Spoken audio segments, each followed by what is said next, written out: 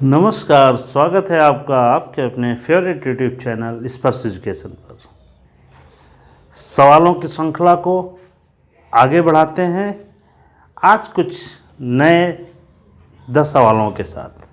इन 10 सवालों को देखिए, ये लगभग प्रत्येक परीक्षा में इन पर आधारित सवाल पूछे जाते हैं।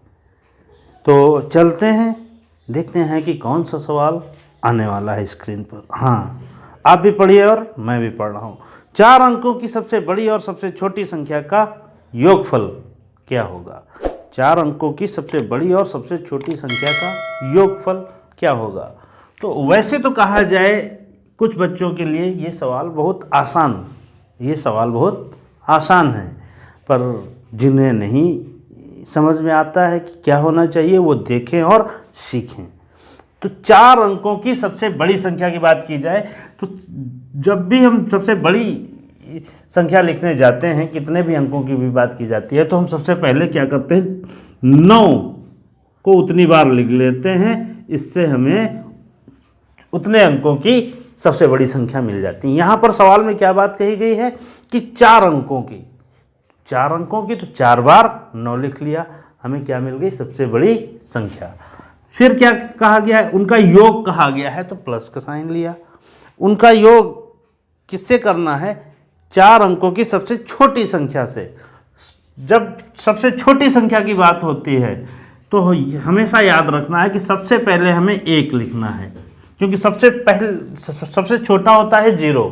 अंक की बात की जाए तो सबसे छोटा अंक होता है 0, और 0 लिखेंगे तो 0 0 0 4 बार तो कोई संख्या ही नहीं होगी, वो तो 0 ही रहेगा। पर संख्या होनी चाहिए, उसके लिए हमें 1 लिखना है, फिर 3 बार 0 लिखना है। इस प्रकार हमसे क्या कहा जा रहा है, सवाल में कोई भी संख्या नहीं दी हुई है, उस संख्या के बारे में बताया गया है। क्या बताया गया है कि 4 अंकों की सबसे बड़ी एवं सबसे छोटी संख्या का योग। तो सबसे पहले हम उन संख्याओं को निकालेंगे, फिर उनका योग कर देंगे। 9999 में 1000 जोड़ेंगे तो कितना हो जाएगा? 9000 में 1000 जोड़ेंगे तो 10,000 और 999, और इस प्रकार आप अपना उत्तर प्राप्त कर सकते हैं। या योग का ये प्रश्न है, आप इसको रफ में लिखकर योग भी इनका कर सकते हैं। 4 अंक ये हैं, 4 अंक ये हैं, तो इन्हें साइड में लिया और इस प्रकार 9 9 9 और 9 1 10 वही आ गया। तो जब आप परीक्षा में करने जाएंगे तो वहाँ आपको ये रफ वर्क ही करना है, फेयर कहीं कुछ करके दिखाना नहीं। पर इनको इस तरह से समझना ज़रूरी है कि क्या लिखना है और क्यों लिखना है। सवाल में कहा गया है 4 अंकों की सबसे बड़ी, 4 अंकों की सबसे बड़ी। आप घर पर भी प्रैक्टिस कर रहे होंगे, गाइड लगा रहे होंगे, तो वहाँ पर भी इनको हल करने का तरीका ये होना चाहिए। इससे आपकी कॉपी, आपका रजिस्टर साफ भी दिखेगा और करने का सही ढंग भी मिल जाएगा। तो चलते हैं अगले प्रश्न पर। अगला प्रश्न पढ़िए आपकी स्क्रीन पर। आपकी स्क्रीन पर अगला प्रश्न है क्या कि किसी संख्या के 2/3 भाग का मान, किसी संख्या के 2/3 भाग का मान 96 है, 96 है, तो उस संख्या के 3/4 भाग का मान क्या होगा? किसी संख्या के 2/3 भाग का मान कितना कहा गया है? 96। उस संख्या के 3/4 भाग का मान पूछा जा रहा है, क्या होगा? किसी संख्या नहीं पता है तो सबसे पहले संख्या निकालो, क्योंकि पूछा क्या गया है, उस संख्या के 3/4। तो किस संख्या के? पहले तो हमें वो संख्या पता करनी है। वो संख्या कैसे पता करेंगे? यहाँ साफ दिया हुआ है कि 3 में से 2 भाग 96 के बराबर है, 96 के बराबर है। 3 में से 2 भाग, उस संख्या के 3 भाग, 3 हिस्से किए गए, जिसमें से 2 हिस्से 96 के बराबर हैं। तो तीनों हिस्से कितने के बराबर हैं, ये करके हम वो संख्या प्राप्त कर सकते हैं। इसको लगाने के कई तरीके हो सकते हैं, पर आप इस प्रकार कर सकते हो कि चूंकि 2/3 भाग का मान बराबर 96 इसलिए पूरे भाग का मान निकाल लो और फिर इसी प्रकार करके, या फिर डायरेक्ट 3/4 जितने का पूछा जा रहा है इस तरह से कर सकते हैं। 96 96/2, बटे के नीचे बटा आएगा नहीं तो 3 ऊपर चला जाएगा और ये वाला हिस्सा ऊपर ही रहता है हमेशा, बीच में गुणित आ जाएगा, बटे 4 लिख लेंगे। इस प्रकार इनको काटना आना चाहिए। तो क्या करेंगे कि 2 से पहले इसको काटेंगे, 2 चौको 8, 2 अट्ठे 16, फिर 4 से इसको काटेंगे, 4 इक्के 4, 4 दूनी 8। अब 12 36 और 36 108। ये हमारा आंसर हो गया 108। क्या किया गया है, 2/3 भाग का मान दिया हुआ है, 3/4 भाग का मान पूछा जा रहा है। इसको शॉर्टकट और स्पीड में कहा जाए तो इस प्रकार निकालेंगे। चूंकि 2/3 भाग का मान 96, इसलिए 3/4 जितने का पूछा जा रहा है। दूसरा तरीका क्या था कि हम पहले वो संख्या निकाल सकते, चूंकि 2/3 भाग का मान कितना 96 96, इसलिए पूरे भाग का मान ये पूरी संख्या क्या है जिसका 2/3 भाग इतना है, तो हम वो संख्या निकाल लेंगे 2/3 करके। इसको भाग देंगे तो कितना आएगा, 2 से 48 आएगा और फिर इससे मल्टीप्लाई करेंगे तो 3 अट्ठे 24 के 4, 3 चौको 12, 2 14। इसका मतलब वो संख्या आ गई ये। अब इसका ये आंसर नहीं है, इसका 3/4 निकालना है। तो 144 का 3/4 इस प्रकार निकाल सकते हैं। 4 तिहाई 12 बचे 2, 4 छंग 24, 36 इंटू 3 करने से क्या आएगा 108। इस प्रकार भी मिल गया है कि मैंने पहले वो पूरी संख्या निकाली, क्योंकि उस संख्या का 3/4 कहा जा रहा है। सवाल को समझने के लिए फिर से एक बार उसको पढ़ के देखो कि क्या कहा गया है कि किसी संख्या के 2/3 भाग का मान 96 हो। यहीं से हमारे दिमाग में सबसे पहले ये आना चाहिए कि कौन सी वो संख्या है जिसका 2/3 भाग 96 है। तो कौन सी वो संख्या पता करने के लिए आप ये स्टेप अपनाओ। वो संख्या पता चल गई, फिर क्या कहा, उस संख्या का 3/4, संख्या आपके सामने है, इसका 3/4 इस प्रकार निकाल सकते हो। और जब इस प्रकार निकालने जाओगे तो आपको क्या मिल जाएगा, 108 जो इस प्रश्न का उत्तर है। तो ये इस तरह से इनमें से जो भी तरीका आपको आसान लगे वो अपना लो और जल्दी से उत्तर। अगला सवाल देखिए आपकी स्क्रीन पर क्या है कि 32.46 तथा 32.01 के योगफल तथा अंतर का गुणनफल क्या होगा। इस सवाल में 2 संख्याएं दी हुई हैं और क्या कहा गया है उनके बारे में कि इनका योगफल और इनका अंतर जो है उनका गुणनफल क्या होगा। तो थोड़ा लंबा काम है, जल्दी हाथ बढ़ाना होगा। पहले तो हमें वो 2 संख्याएं लिखनी हैं। कौन सी, 32.46 और योगफल कहा गया है तो योगफल करेंगे 0.1 और इनका अंतर भी करना है। तो सबसे पहले हम इन्हें जोड़ लेंगे। तो इसको इसमें ऐड किया हुआ 47 और 32 कितना हो गया 64। फिर एक तो ये मिल गया, दूसरा क्या था, इनका अंतर, इन दोनों संख्याओं का अंतर भी कहा गया है तो इनका अंतर निकाल लो। इनका अंतर निकालने से 46 में 0 1 गया तो कितना आया 45 और ये दशमलव था, दशमलव लिया, 32 में 32 गए 0। तो ये मिल गया अंतर, ये मिल गया योग। अब क्या कहा गया है, इन दोनों का गुणनफल, इसका और इसका गुणनफल। सवाल की भाषा पकड़ के वो क्या कह रहा है उसके अनुसार आपको चलना है और वही कदम स्पीड में उठाओ, क्योंकि समय कम होता है परीक्षा में और काम जल्दी करना पड़ता है। क्या करेंगे, इसका मल्टीप्लाई कर देंगे मल्टीप्लाई करना आता ज़रूर होगा सबको। 5 की टेबल पढ़ लो, 5 का पहाड़ा, 5 सत्ते 35, 35 के 5, 5 को 20, 3 23 के 3 हासिल 2 कैरी 2, फिर 5 को 20, 20 2 22, फिर 5 का 30 और 30 2 32। इस प्रकार एक अंक का हो गया गुणा। अब दूसरे अंक का गुणा करेंगे 4 का, 4 सत्ते 28, 4 चौक 16 2 18, 4 चौक 16 1 17, 4 छंग 24 1 25। ये सब कैरी में साथ में जोड़ता जा रहा हूँ। इसको आप देखिए, ये मल्टीप्लाई काफ़ी लोगों को आता होगा, अच्छे से आता होगा, और अच्छे से आ रहा है तो आपकी स्पीड और अच्छी होगी।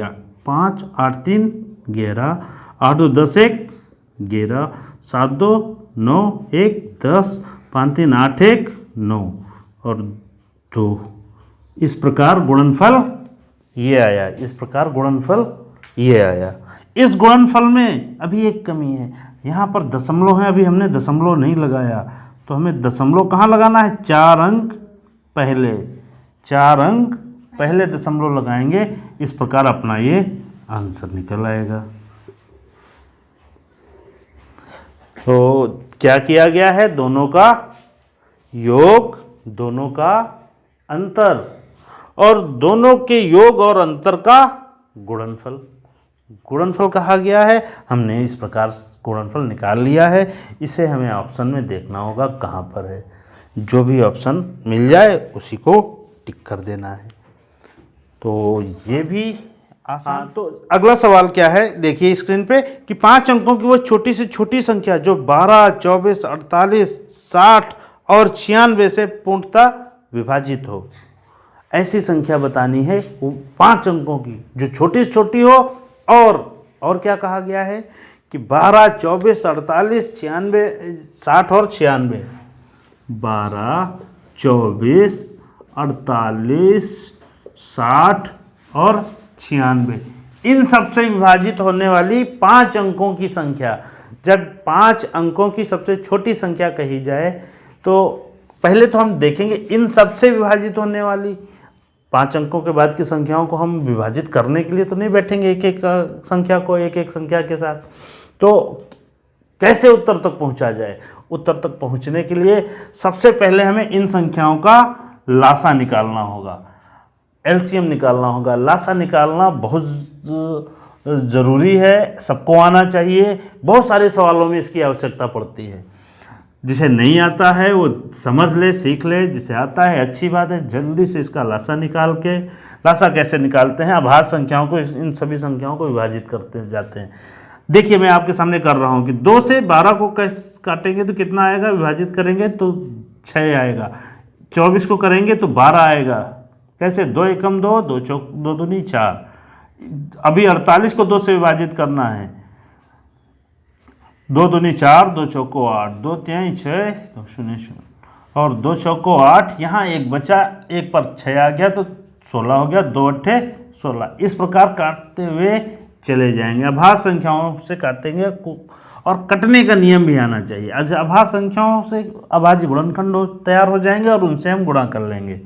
तो 2 से 6 को काटेंगे 3 आएगा, 12 छक्का 12, 2 एकम 2, 2 दूनी 4, 2 एकम 2, 2 पंचे 10। यहाँ एक बचा, एक पर 0 आ गया इसलिए 10 हो गया। 10 को 2 से डिवाइड किया 5 आया। तो इस प्रकार 15 और 2 दूनी 4, 2 चौको 8। इस तरह से फिर 2 से अभी 3 नहीं कट रहा है, जो भी नहीं विभाजित हो रही संख्याएं उन्हें वैसे ही रख लेंगे। 2 तिहाई 6, 2 छक्का 12, 15 नहीं विभाजित हो रहा है, 2 एकम 2, 2 दूनी 4। फिर 2 से 3, 15 और 12 को विभाजित करेंगे 2 से तो कितना आएगा, 6। फिर अभी जब तक 2 से विभाजित होने वाली संख्याएं खत्म न हो, आपको प्रैक्टिस के रूप में यही करना है। आपको प्रैक्टिस के रूप में यही करना है। अभी क्या 2 से विभाजित होने वाली कोई नहीं, क्योंकि अब कोई भी सम नहीं बची, विषम है। तो हम इस प्रकार 3 से विभाजित करेंगे। 3 एकम 3, 3 एकम 3, 3 3 3 एकम 3 और अंत में 5 से कर लेंगे। तो हमने क्या देखा है, लासा तब तक चलेगा जब तक नीचे 1 ना आ जाए। इस तरह हमें ये गुणनखंड प्राप्त हो गए। अब इन्हें लिखना है 2 गुणित 2 गुणित 2 गुणित 2 गुणित 3 गुणित 5। ठीक है, ये सारे गुणनखंड हमें देख लेना है। यहाँ कंफ्यूज नहीं होना कि 5 बार है पर हमने 4 बार ही लिखा या हमने 6 बार लिख दिया। गलती हुई तो हमारा आंसर गलत होगा 100%। गलती न होने पाए इसलिए इसको यहाँ भी देखो और लिखते वक्त भी देखो, और उसके बाद इसको मल्टीप्लाई करना है। तो 5 हैं 15, 15 दूनी 30, 30 दूनी 60, 60 दूनी 120, 120 दूना 240 और 240 दूना 480। आपने एक चीज़ देखी होगी कि यहाँ पर कैलकुलेशन जितनी स्पीड में आप कर ले जाओगे उतनी जल्दी आप आंसर के नज़दीक पहुँचोगे, उत्तर के नज़दीक उतनी जल्दी ही पहुँचोगे। तो ये क्या आया, एलसीएम आया। ये क्या आया, 480 एलसीएम, लासा आ गया। अब लासा क्या है, क्योंकि ये सबसे छोटी संख्या है, ये वो सबसे छोटी संख्या है जो इन संख्याओं से कट रही। लासा यही तो होता है, छोटी से छोटी संख्या जो दी गई संख्याओं से कट जाए उस संख्या को उसका लासा, दी गई संख्याओं का लासा कहते हैं। तो ये सबसे छोटी। अभी हम उस सवाल के बारे में ये कह सकते हैं कि 480 से विभाजित होने वाली 5 अंकों की सबसे छोटी संख्या, 480 से विभाजित होने वाली 5 अंकों की सबसे छोटी संख्या। हमने क्या किया, 5 अंकों की सबसे छोटी संख्या लिया और इसको भाग देना शुरू किया। किससे, एलसीएम से। एलसीएम क्या है, 480। 480 से भाग देंगे, इसमें 100 में जाएगा नहीं इसलिए 1000 में। 480 की टेबल नहीं आती तो इसको और निकटतम में ले लो, 500 में 5 की टेबल आती होगी।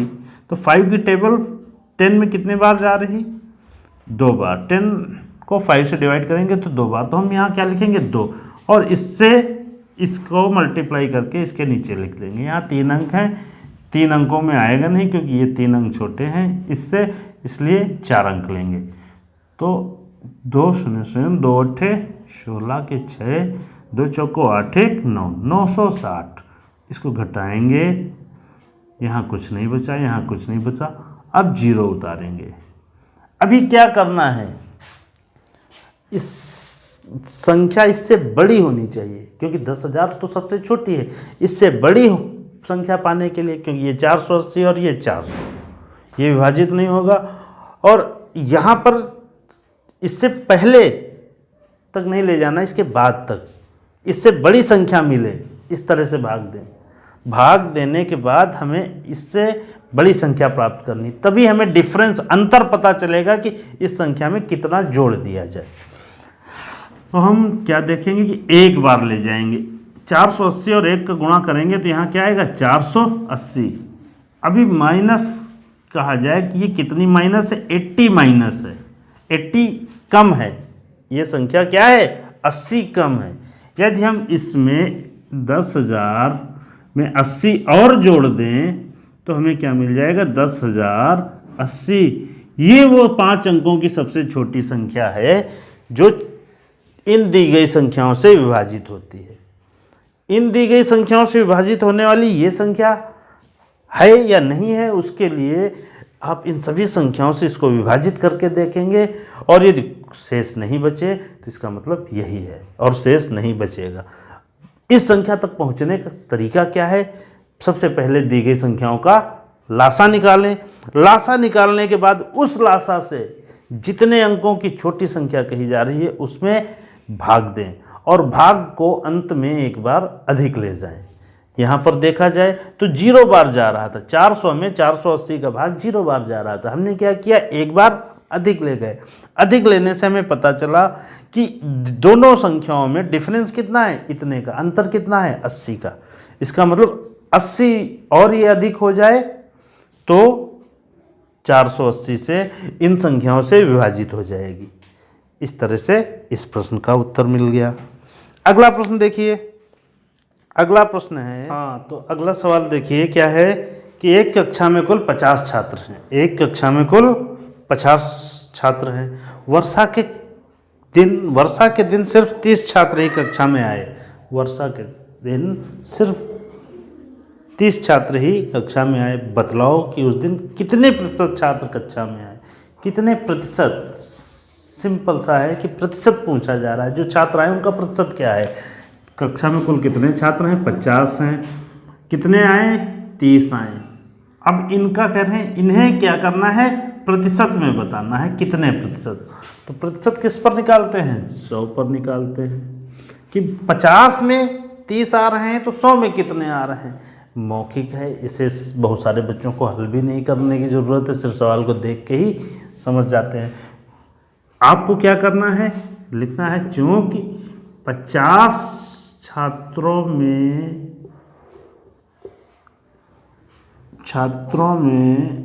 उपस्थित हुए कितने उपस्थित हुए, 30, इसलिए 100 में, प्रतिशत हमेशा 100 में निकालें। क्या करेंगे, 30/50 करेंगे, 30/50 करेंगे। और ये जो इधर नीचे होता है इसे ऊपर ले जाके गुणा कर देंगे। ये किया 5 6 30, 5 का 30 और 6 × 10 = 60। तो इस प्रकार हमारा उत्तर इस प्रकार मिल गया। दूसरा ये भी कर सकते हैं, 50 में आए 30 तो 100 में आए x, प्रतिशत पूछा गया 100 में।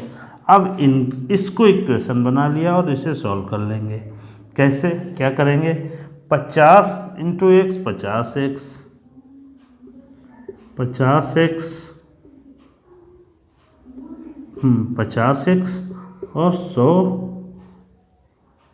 × 30, इस तरह से ले लिया। अभी x की वैल्यू निकालने के लिए 100 × 30, 100 × 30/50, ये काटा 5 दूनी 10 और 30 दूनी 60, इस तरह से मिल गया। इस तरह से 60 मिल गया। ना आंसर ऐसे भी आ सकता है, ये इक्वेशन आप बना सकते हो तो ये कर लो या फिर इस तरह से कर लो, सिंपल प्रतिशत निकालना था। अगला प्रश्न देखिए क्या है, इसको इरेज भी करना ज़रूरी है तभी अगला लिख सकेंगे। आप तब तक स्क्रीन पे अपने प्रश्न को पढ़ें ज़रूर 2 बार 3 बार और उसका आंसर चेक करें ऑप्शंस जो दिए गए हैं उससे, कि जो आपने निकाला है वो ऑप्शन वहाँ अवेलेबल है या नहीं। तो अगला था कि एक रेलगाड़ी 75 किलोमीटर प्रति घंटा की समान गति से चलती है। क्या है कि एक रेलगाड़ी 75 किलोमीटर प्रति घंटा की समान गति से, मतलब प्रत्येक घंटे में वो 75 किलोमीटर की दूरी तय कर ले रही है।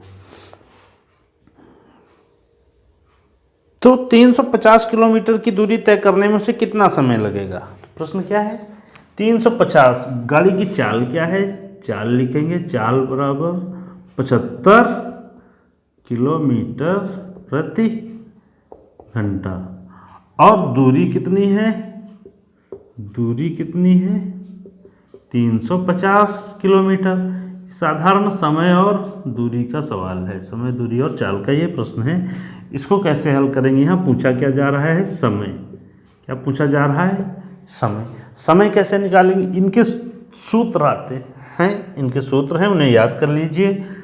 समय बराबर होता है दूरी बटे चाल। तो यहाँ दूरी कितनी है 350, चाल कितनी है 75 किलोमीटर प्रति घंटा।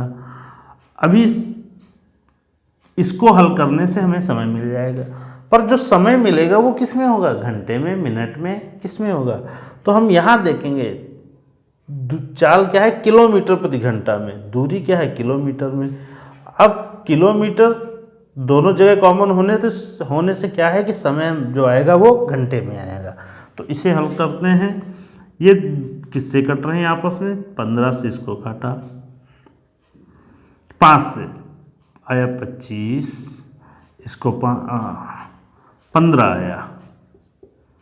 कैसे? 5 एकम 5, 2 बचे 5 पचम 25, इधर 5 सत्ते 35 और ये शून्य ले लिया। अभी भी ये कट रहे हैं, किससे? 5 से कट रहे हैं। मानते हैं 15 और 5 इक्के 5, 2 बचे 5 चौको 20। तो अभी ये बट्टे के ऊपर क्या है? 14, ये बट्टे के नीचे क्या है? 3। तो 14/3 घंटे। अब घंटे को हम इस प्रकार तो बताते नहीं, तो ये कह सकते हैं कि 3 चौको 12 सही 2/3 घंटे। इस प्रकार भी बता सकते हैं, या फिर ये तो पूरे 4 घंटे हैं, तो इनको इस तरह से लिख लेंगे 4 घंटे। अब 2/3 घंटे के हमें मिनट बनाना होगा, तो 2/3 घंटे। घंटे की मिनट कैसे बनाते हैं? 60 से गुणा करके। अभी 60 से गुणा करने पर क्या आएगा? 2 3 से काट रहे हैं, 3 दूनी 6 और शून्य ले लिया, और 20 दूनी 40, क्योंकि हम मिनट बना रहे हैं तो ये मिनट बन गए।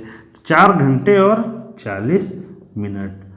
अभी होता क्या है कि ऑप्शन में ये भी दिया जा सकता है या ये भी दिया जा सकता है, तो दोनों आपको पता होने चाहिए कि यदि ये आया है तो कैसे निकालेंगे, ये है तो कैसे इसको इसमें कन्वर्ट करेंगे। ठीक है, इस तरह से इस प्रश्न का उत्तर आ गया। अगला प्रश्न क्या है? देखिए, किसी वर्गाकार बोर्ड की परिमित 40 मीटर है। परिमित, यहाँ से क्या समझ में आया कि ये क्षेत्रफल और परिमाप से संबंधित प्रश्न है। और क्षेत्रफल और परिमाप की बात की जाए तो किन आकृतियों का क्षेत्रफल और परिमाप नवोदय विद्यालय की प्रवेश परीक्षा में अक्सर आता है? आयत और वर्ग का। तो यहाँ पर कहा गया है कि किसी वर्गाकार बोर्ड की परिमित 40 मीटर है, तो 2 रुपये प्रति वर्ग मीटर की दर से क्या खर्च पड़ेगा? ये शायद सवाल मेरे पास गलत लिखा हुआ है, मैं इसको चेक कर रहा हूँ। किसी वर्गाकार बोर्ड की परिमित 40 मीटर है, तो 2 रुपये प्रति वर्ग मीटर की दर से बोर्ड को रंगने में क्या खर्च पड़ेगा? हाँ देखो, एक शब्द मिस हो जाता है तो सवाल का अर्थ बदल जाता है, अर्थ ही कुछ और हो जाता है, इसलिए हर एक शब्द इम्पॉर्टेंट है।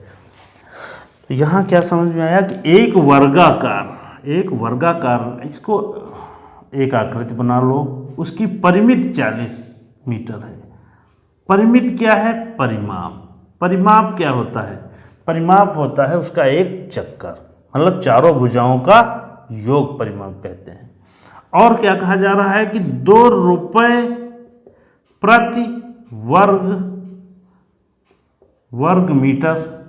वर्ग मीटर की दर से इसको रंगने में। अब रंगने की बात कही जा रही है, तो रंगने के लिए कितनी जगह है जो हमें रंगनी है, कितना एरिया है, और एरिया, फिर एरिया का सूत्र लगाना पड़ेगा। इसका मतलब हमें क्षेत्रफल पता होना चाहिए। क्षेत्रफल पता होना चाहिए। क्षेत्रफल क्या है, ये कैसे निकालेंगे? क्यों निकालेंगे क्षेत्रफल? क्योंकि क्षेत्रफल ये इससे पता चल रहा है कि 2 रुपये प्रति वर्ग मीटर, 1 वर्ग मीटर को रंगने में 2 रुपये का खर्च आता है। कितने वर्ग मीटर का ये वर्गाकार बोर्ड है? कितने वर्ग मीटर का? तो वर्ग मीटर में उत्तर कब आता है? जब उसका क्षेत्रफल निकालते हैं। वर्ग मीटर में कोई माप होती है, वो क्या होती है? वो होती है क्षेत्रफल। तो क्षेत्रफल निकालने के लिए क्या चाहिए? वर्ग का क्षेत्रफल, क्योंकि वर्गाकार आकृति है इसलिए वर्ग का क्षेत्रफल। और वर्ग का क्षेत्रफल निकालने के लिए भुजा गुणित भुजा क्या होता है? भुजा गुणित भुजा या भुजा की घात 2। अभी वर्ग की भुजा कैसे निकालेंगे? वर्ग, क्योंकि भुजा तो है नहीं, यहाँ पर तो परिमाप दिया हुआ है। वर्ग की भुजा किससे निकालना है? परिमाप से। यहाँ सूत्रों का बहुत रोल है। आपको क्षेत्रफल का सूत्र पता है तो भुजा निकाल लिया, भुजा गुणित भुजा कर दिया। वर्ग की भुजा चाहिए परिमाप से, तो भी आपको क्षेत्रफल सूत्र की जरूरत है। और सूत्र को याद रोका क्या, ब्लर कर देना। तो वर्ग की भुजा किससे निकालना है, परिमाप, तो परिमाप बटे 4, परिमाप बटे 4 करने से इस प्रकार हमें वर्ग की भुजा मिल गई 10 मीटर। अभी क्षेत्रफल कितना है, 10 गुणित 10, 10 गुणित 10 करने से क्या मिला, 100 वर्ग मीटर, 100 वर्ग मीटर, 100 वर्ग मीटर क्षेत्रफल मिल गया। अभी 1 वर्ग मीटर को रंगने में कितना खर्चा आ रहा है, 2 रुपये, तो 100 वर्ग मीटर को रंगने में खर्चा क्या आएगा, 100 गुणित 2, इस प्रकार क्या मिला, 200 रुपये, 200 रुपये का खर्चा आएगा इसको रंगने में। इस प्रश्न का उत्तर ये होगा। इसको इस प्रकार भी निकाल सकते हो, चूंकि 1 वर्ग मीटर में खर्च आता है 2 रुपये, इसलिए 100 वर्ग मीटर में, इस प्रकार भी निकाल सकते हो। या ऐसा करने से क्या होता है, आप जब ये करने जाओगे तो देखोगे कि 100 गुणित 2 अंततः करना पड़ेगा, तो वो काम आप डायरेक्ट भी कर सकते हो। अगले प्रश्न की ओर चलते हैं। अगला प्रश्न है, एक बस 2 घंटे में 60 किलोमीटर चलती है, तो वो 30 मिनट में कितनी दूरी तय करेगी। एक बस 2 घंटे में कितना जा रही है, 60 किलोमीटर। ये भी समय दूरी से संबंधित सवाल आ गया, इससे पहले भी एक आया था। और ये तो 2 घंटे में 60 किलोमीटर 30 मिनट में कितनी दूरी तय करेगी, 30 मिनट में कितनी दूरी। अभी ये जो 30 मिनट दिया गया, यहाँ 2 घंटे में 60, तो यहाँ 30 मिनट के भी हम 30 मिनट के घंटे बदलने, 30 मिनट को घंटे में बदलने के लिए क्या करेंगे, 60 से भाग देंगे, मिनट को घंटे में बदलने के लिए 60 से भाग देंगे। अभी हम क्या कर सकते हैं कि 30 बटे 60 घंटे में, अभी इसको सॉल्व करने पर क्या आएगा, 30 31 30 दूनी 1 बटे 2 घंटे में कितनी दूरी तय करेगी। अभी दिया क्या गया है, दूरी दिया हुआ है, समय दिया हुआ है। तो सबसे पहले हम चाल निकालेंगे। चाल क्यों निकालेंगे, क्योंकि यहाँ पूछा गया है कि इतने समय में कितनी दूरी, पूछा तो जा रहा है प्रश्न में दूरी, और दूरी निकालने के लिए क्या होगा, समय गुणित चाल। तो समय तो दिया हुआ है कि 30 मिनट में कितनी दूरी, और चाल हमें नहीं पता है, तो सबसे पहले क्या निकालेंगे, चाल निकालेंगे। कैसे निकालेंगे, 60 किलोमीटर की दूरी है और 2 घंटे का समय, इस प्रकार चाल क्या हो गई, 30 किलोमीटर प्रति घंटा। चाल क्या हो गई, 30 किलोमीटर प्रति घंटा। अभी आधा घंटे में 1 बटे 2 घंटे में, 30 मिनट को हम आधा घंटे भी बोल सकते हैं, 1 बटे 2 घंटे में कितनी दूरी तय करेगी। दूरी बराबर समय गुणित चाल, 1 बटे 2 गुणित चाल कितनी निकली, 30। हमने इसको काटा आया 15। अभी चाल किस में थी, किलोमीटर प्रति घंटा में, समय घंटे में, तो हमारी जो दूरी है वो दूरी किस में होगी, किलोमीटर में। इसका विशेष ध्यान रखें, कई बार आता है उत्तर मीटर में, हम उसे किलोमीटर में लिख देते हैं। ऑप्शन में दोनों होते हैं, यही ऑप्शन में 15 किलोमीटर और 15 मीटर होता तो कंफ्यूज हो जाते हैं लोग। तो इसका विशेष ध्यान रखना है कि कहाँ पर किलोमीटर कहाँ पर मीटर में उत्तर देना है। अगला प्रश्न देखिए, एक आयत का क्षेत्रफल, एक आयत का क्षेत्रफल 256 वर्ग मीटर है। एक आयत का क्षेत्रफल 256 वर्ग मीटर है, उसकी चौड़ाई 24 मीटर हो, तो बताएं लंबाई क्या होगी। चौड़ाई 24 मीटर, तो लंबाई क्या होगी। एक आयत का क्षेत्रफल 1056 वर्ग मीटर है। आयत है, आयत का क्षेत्रफल दिया हुआ है, कितना है, 1056 वर्ग मीटर, और इसकी चौड़ाई दी हुई है, चौड़ाई कितनी है, 24 मीटर, और कह रहे हैं किसकी लंबाई बताओ, किसकी लंबाई, आयत की लंबाई। तो आयत की लंबाई बराबर आयत की लंबाई बराबर क्या होता है, क्षेत्रफल बटे चौड़ाई। क्षेत्रफल कितना है, इधर लिख लेते हैं। आयत की लंबाई का जो सूत्र है वो है क्षेत्रफल बटे चौड़ाई। अब ये सूत्र हमें याद है, ये इसकी समझ है कि लंबाई किस प्रकार निकालेंगे। तो ये जो क्षेत्रफल है ये क्या है, लंबाई और चौड़ाई का गुणनफल है। तो हम ये भी मान सकते हैं कि 1056 क्या है, दो संख्याओं का गुणनफल है। उनमें से एक संख्या ये है चौड़ाई, तो दूसरी संख्या क्या होगी, लंबाई।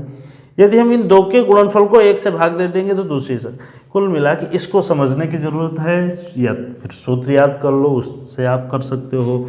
तो सूत्र में क्या आपको देखना है कि क्षेत्रफल कितना है 1056 और बटे चौड़ाई कर देना है, और इन्हें काट लेना है। ये किससे कट रहे हैं, कटने के नियम आने चाहिए। जैसे ये कहा जाए कि ये 2 से 3 से 6 से, तो 6 से काट के देखा जाए, 6 चौको 24 और 6 कम 6 4 बचे 45, 6 सत्ते 42, 3 6 छक्का 36।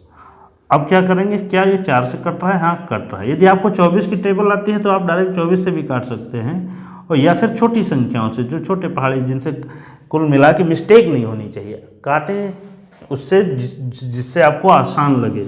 4 चौक 16, 4 चौक 16, 4 से 17 में भाग दिया, 4 बार गया, 1 बचा, 6 आ गया, हो गए 16, फिर 16 को 4 से भाग दिया। इस प्रकार से 176 पूरी तरह से कट गया, और हमें क्या मिल गया, 44 मीटर, जो कि क्या निकली, लंबाई।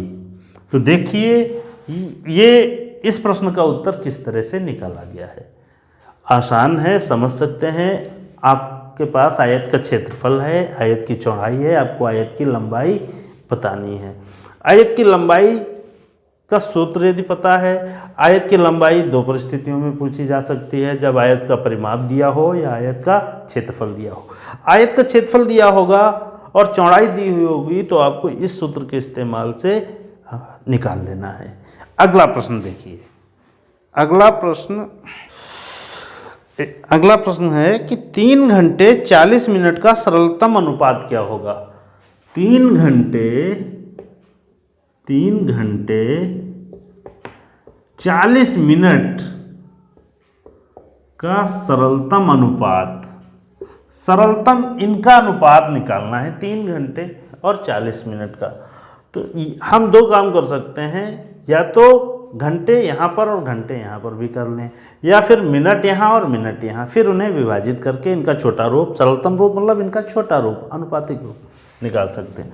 तो घंटे के मिनट बना लिए जाएं। घंटे के मिनट बनाने के लिए हम क्या कर सकते हैं, 60 से गुणा, क्योंकि 1 घंटे में 60 मिनट, इसलिए 3 घंटे में 3 गुणित 60 मिनट। तो 3 गुणित 60 करने से क्या आता है, 180 अनुपात 40।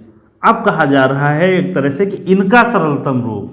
तो इनका सरलतम रूप प्राप्त करने के लिए पहले इसका 1 शून्य काटें, इसका 1 शून्य काटें, क्योंकि दोनों तरफ से हमने बराबर काम किया। अभी क्या कर सकते हैं कि ये दोनों किससे विभाजित हो रहे हैं, ये दोनों 2 से विभाजित हो रहे हैं, ये भी 2 से विभाजित हो रही। तो क्या आया इस प्रकार, 9 अनुपात 2, इस तरह से सरलतम रूप। और एक काम कर सकते हैं कि ये दो कौन सी संख्याएं हैं, एक है 180 और एक है 40। इन दोनों का मासा निकालें, HCF निकालें। HCF इन दोनों का क्या आ रहा है, उसके लिए 4 की टेबल पढ़नी होगी, 40 की। तो कितनी बार, 4 बार 160, और घटाएंगे। अभी 20 से क्या करेंगे, 40 में भाग देने से क्या पता चल जाता है कि इन दोनों का HCF क्या है, 20 है। अभी क्या कर सकते हैं कि 180 और 40 को हम सीधा 20 से भी काट सकते हैं। 20 दूनी 40 और 20 नवा 180। इस तरह से भी आप ये बड़े छोटी संख्याओं से काट के सीधा देख सकते हैं तो भी देख सकते हैं, बड़ी संख्या से भी काट के देख सकते हैं। कुल मिला के जो भी तरीका आपको आसान लगे, ऊपर नीचे रख लीजिए। 180 और 40 ये भी कर सकते हैं। अब यहाँ पर भी ये कर सकते हैं, ये शून्य काटा ये शून्य काटा, 2 दूनी 4 2 9। अभी 9/2 मतलब 9:2। जो तरीका आपको आसान लगे, आपको सही उत्तर तक पहुंचना है। इस तरह से 10 प्रश्नों की 10 सवालों की ये श्रृंखला यही समाप्त होती है। इन सवालों की आप प्रैक्टिस करते रहिए और इससे कि यहाँ पर आए हुए जो भी टॉपिक हैं वो आपके लिए आसान हो जाएंगे थोड़ा। तो चलिए ठीक है, मिलते हैं अगले वीडियो में। तब तक प्रैक्टिस करते रहिए।